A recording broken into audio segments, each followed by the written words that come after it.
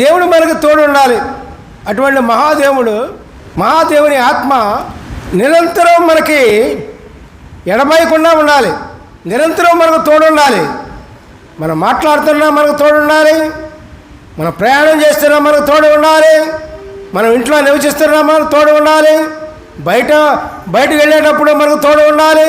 లోపలికి వచ్చేటప్పుడు మనకు తోడు ఉండాలి పిల్లారా. ఎల్లప్పుడూ ఆయన తోడు ఉండాలి అంటే పిల్లారా ఏం చేయాలి? యెహెజ్కేలు 39:29 అప్పుడు ఇశ్రాయేలీయుల మీద నేను నా ఆత్మను కుమ్మరించదను కనుక నేనిక్కడ వారికి పరాన్ముఖుడనై ఉన్నాను. ఇదే ప్రభువుకు యెహోవా వాక్కు. హల్లెలూయా, ప్రైజ్ ది లార్డ్. అర్థమైందా? ఏమర్థమైందండి? ఏమర్థమైంది? మీకు దేవునికి మనకు ఎడబాటు లేకుండా, పరాన్ముఖుడు అంటే ఎడబాటు లేకుండా ఉండాలి అంటే ఏం కావాలి?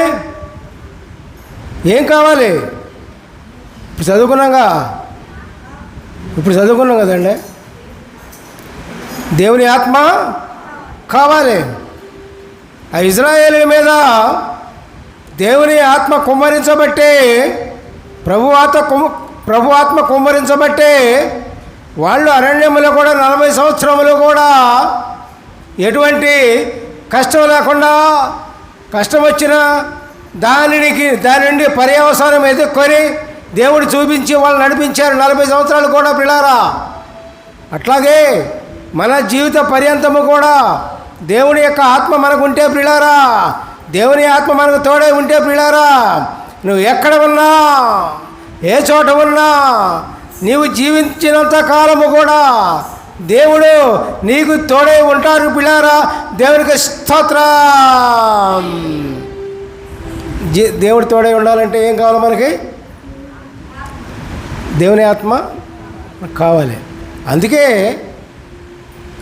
కన్యక గర్భవతి కుమారుని కనును ఆయనకు ఇమ్మానుయేలును పేరు పెట్టింది. ఇమ్మానుయేలు అంటే దేవుడు మనకు తోడు అని అర్థం.